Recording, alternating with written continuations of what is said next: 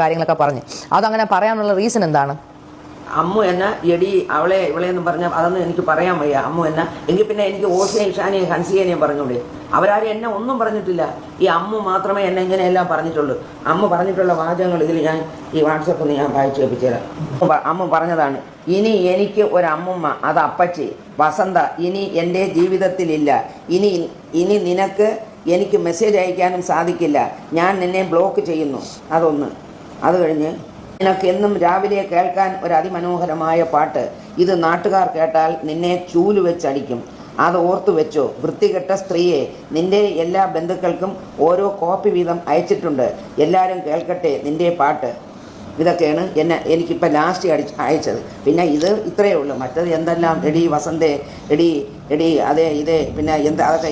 എന്നിട്ട് അവർ ചെയ്യുന്നതെന്ന് വെച്ചാൽ മെസ്സേജ് ഡിലീറ്റ് ചെയ്ത് കളയും. ഇതുണ്ടോ നിങ്ങൾ? അങ്ങനെ മെസ്സേജുകൾ അയച്ചതിന് ശേഷം ഡിലീറ്റ് ചെയ്യും. കാരണം അമ്മൂമ്മയ്ക്ക് അങ്ങോട്ട് അയക്കുന്നുള്ള കാര്യങ്ങൾ അമ്മൂമ്മയ്ക്ക് ഡിലീറ്റ് ചെയ്യാൻ അറിഞ്ഞുകൂടാ. എനിക്കിതൊന്നും അറിഞ്ഞുകൂടാത്തതുകൊണ്ട് എനിക്ക് അവരയക്കണേന് അവരൊരു ഓഡിയോ അയച്ചത് വരെ അവരിങ്ങനെ ഡിലീറ്റ് ചെയ്യും. കാരണം അമ്മൂമ്മയ്ക്ക് അത് എടുത്തൊന്നും ചെയ്യാൻ അറിയത്തില്ല. അമ്മൂമ്മ അങ്ങോട്ട് അയക്കുന്നതുകൊണ്ട് ഇങ്ങോട്ട് അയക്കുന്നത് ഇല്ല. അപ്പൊ അവരിതുപോലെ എന്നെ എന്തെങ്കിലും പറഞ്ഞെങ്കിൽ മാത്രമേ ഞാൻ തിരിച്ചു പറഞ്ഞിട്ടുള്ളൂ. എന്നെ പറയാതെ അമ്മ ചുമ്മാ ഇരുന്ന് എന്നെ വിളിച്ചാണ് എന്നെ തെറി വിളിക്കാൻ തുടങ്ങിയത്. അങ്ങനെയാണ് ഞാൻ അമ്മൂനെ തെറി വിളിച്ചത്. ഞാൻ വിളിച്ചില്ലെന്ന് പറയുന്നില്ല. പക്ഷെ എന്നെ